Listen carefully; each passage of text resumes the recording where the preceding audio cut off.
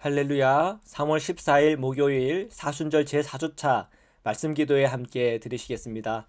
사도신경으로 저의 신앙을 고백드리겠습니다.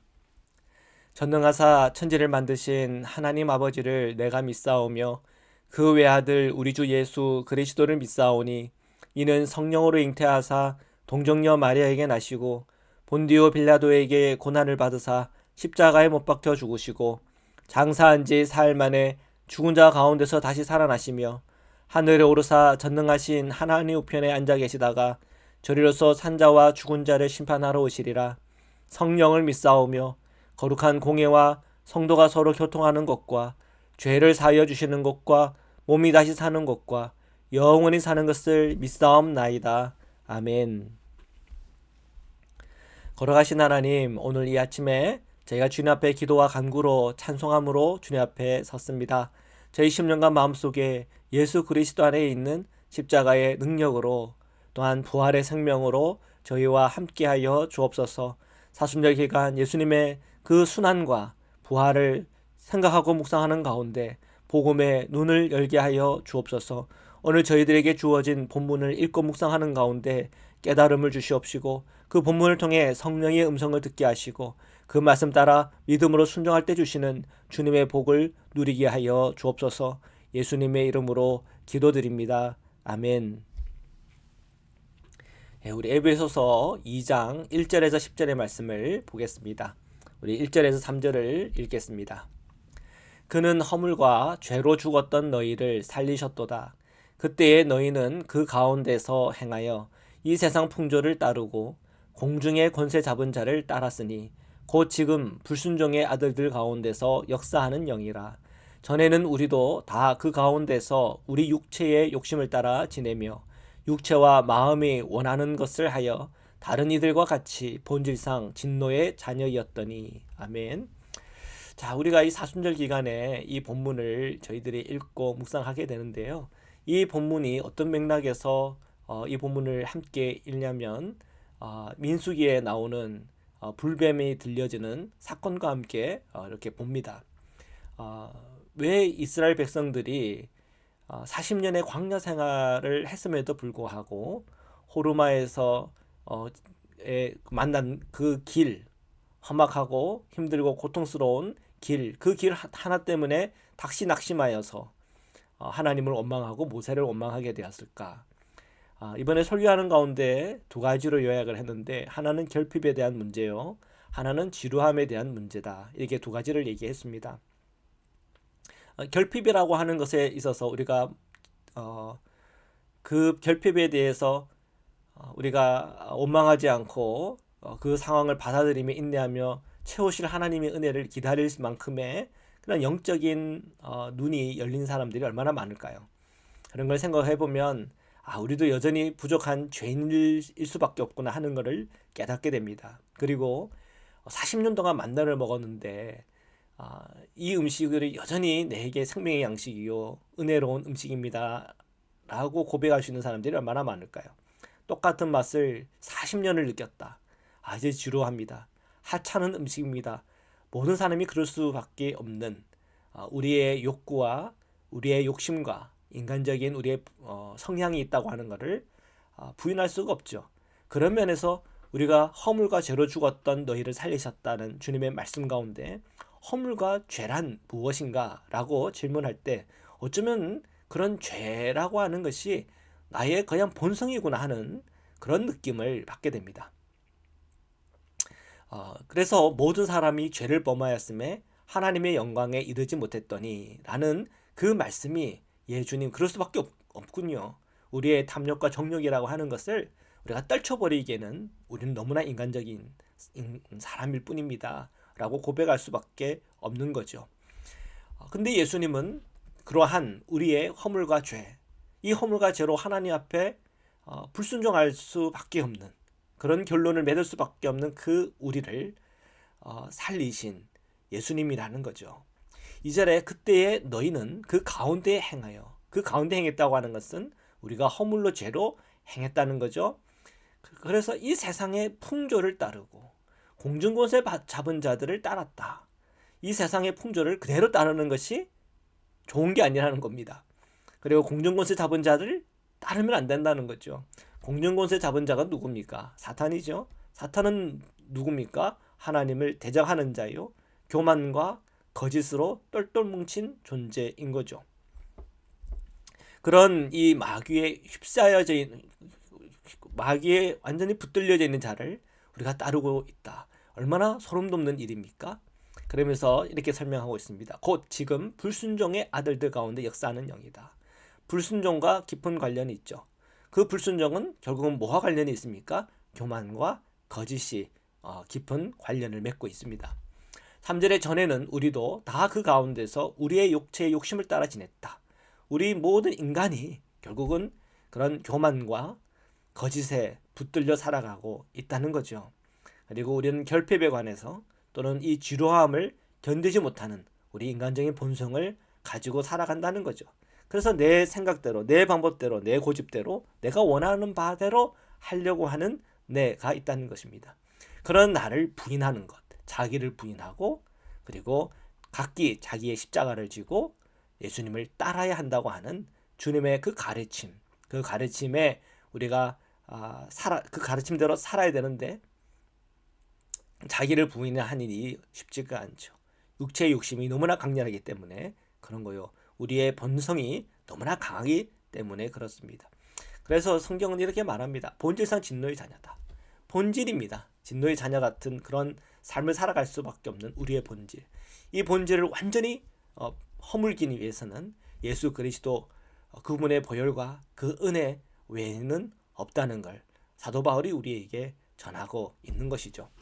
4절, 5절, 6절, 7절을 읽겠습니다.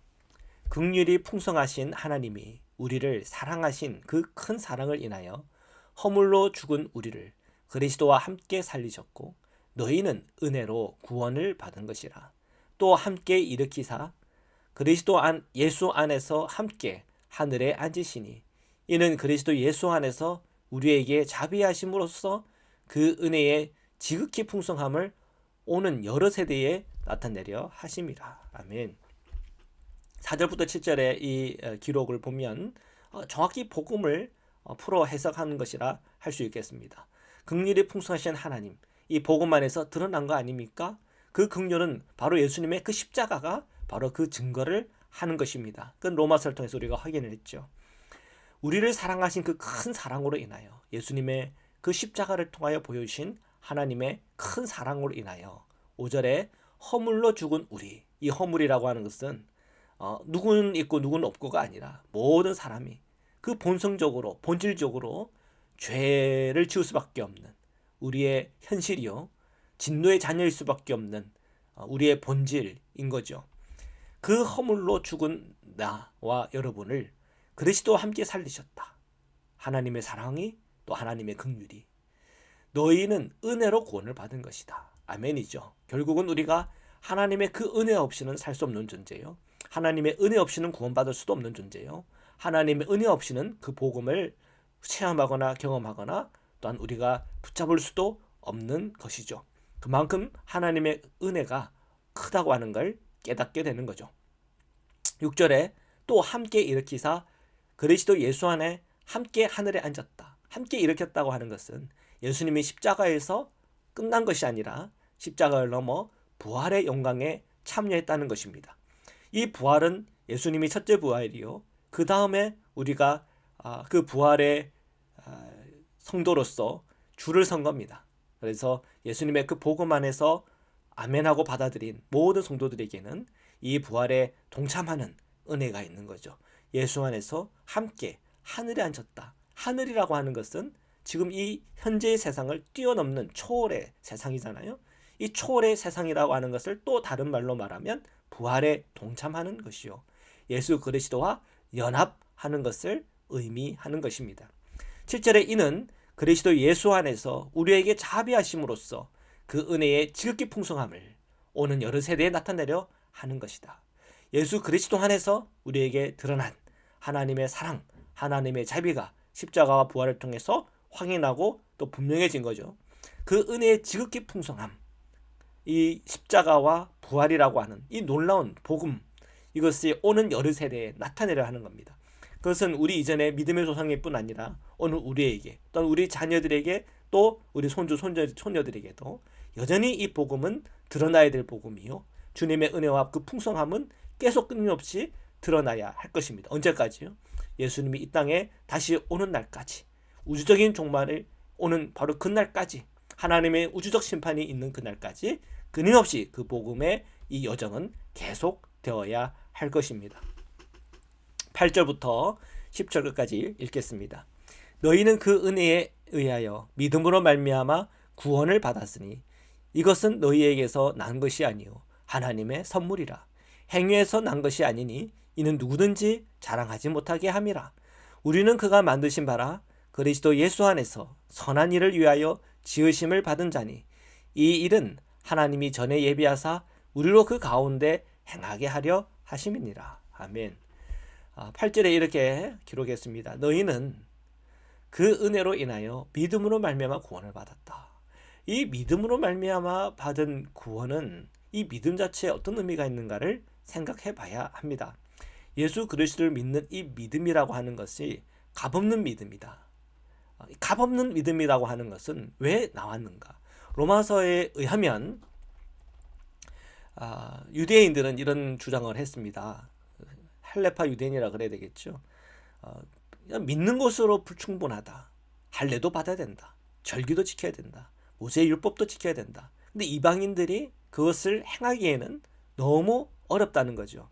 그런데 사도 바울은 그런 확신이 있었습니다. 아니다. 그것이 본질적인 것이 아니라 할례 받았냐 안 받았냐, 절기를 지키냐 안 지키냐, 음식 율법을 지키냐 안 지키냐, 그것이 아니라 오직 예수님의 은혜면 구원을 받는 거야. 믿음이면 충분한 거야. 그렇게 선포한 거죠. 그리고 이것은 사도행전을 보면 예루살렘 공회에 베드로가 그것을 딱 선포를 한 겁니다. 예수의 은혜면 충분하다. 할례를 받고 안 받고가 아니다. 구원에는 예수님의 은혜로만 되면, 은혜만 있으면 충분하다. 그렇게 결론 맺은 거예요.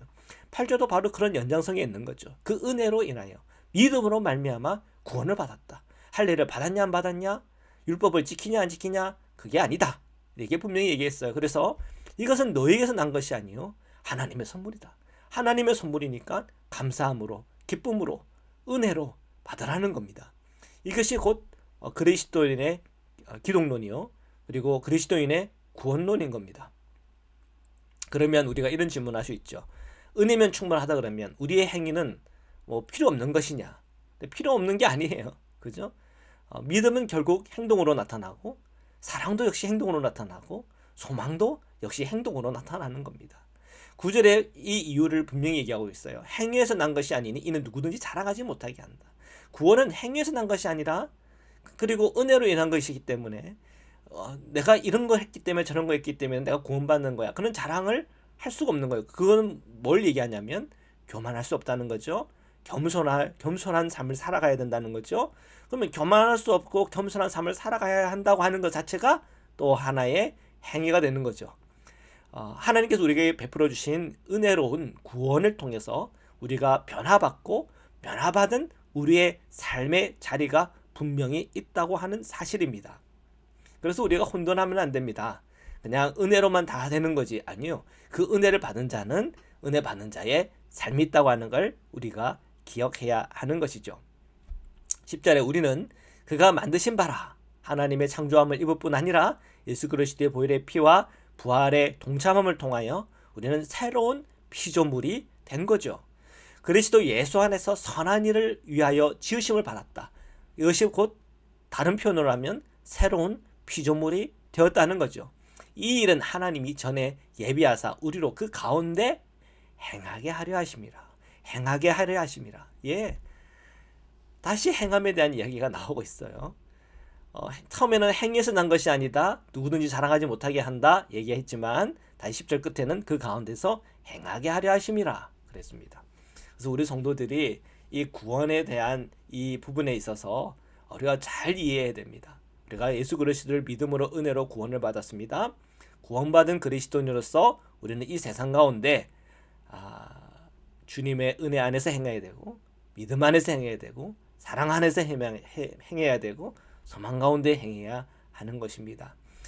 우리가 이 행함에 관한 이 놀라운 비밀을 정확하게 깨닫고 우리 그리스도인에서 은혜도 누리고 또 그리스도 안에서 행함을 통해서 하나님께 주시는 그때그때의 복과 또한 이 사순절 기간 동안에 우리가 진정 믿음 안에서 성장하고 성숙했다고 하는 것을 오늘 우리의 행함을 통해서 증거하고 그대로 드러내 보이는 정말 그리스도 안에서 구원받은 백성의 복과 은혜를 다 누리시기를 주님의 이름으로 축원합니다. 말씀으로 기도드리시겠습니다. 사랑해 주님 감사합니다. 오늘 본문의 말씀을 읽고 묵상하는 가운데 저희가 그리스도의 그 놀라운 복음 안에서 새로운 피조물을 입어 새로운 피조물답게 그리스도인답게 그리스도의 제자답게 자기를 부인하고 그리스도의 그 십자가를 나도 지고 걸어가는 은혜가 있게 하여 주옵소서. 오늘 우리가 받은 놀라운 은혜 또 그 은혜로운 삶으로 연결되게 하여 주옵소서. 가정에서나 우리 삶의 모든 자리에서 오직 그리스도만을 존귀케 하고 오직 그리스도만을 드러내며 그리스도 안에서 복음을 전하고 나누는 또한 선한 영향을 끼치는 성도로 서게 하여 주옵소서. 오늘 우리가 살아가는 이 땅 가운데 고통 가운데 있는 이들을 위로하여 주옵시고 몸이 연약하는 이들, 마음에 불편한 이들, 또한 기도의 모든 제목들 가운데 응답하여 주셔서 오늘 저희와 함께 하신 주님을 또한 오늘 우리에게 복 주시는 주님을 체험하고 경험하게 인도하여 주옵소서. 우리의 자녀들을 보호하여 주옵소서. 우리 성도들 어디에 있든 그곳에 임재하시고 함께 하시는 주님을 체험하고 경험하게 하여 주옵소서. 오늘도 함께 하시는 예수 그리스도의 이름으로 기도드립니다. 아멘. 우리 주기도문으로 마치겠습니다. 하늘에 계신 우리 아버지여, 이름이 거룩히 여김을 받으시오며 나라에 임하오시며 뜻이 하늘에서 이룬 것 같이 땅에서도 이루어지이다. 오늘날 우리에게 일용할 양식을 주옵시고 우리가 우리에게 죄 지은 자를 사해 준 것 같이 우리의 죄를 사하여 주옵시고 우리를 시험에 들게 하지 마옵시고 다만 악에서 구하옵소서.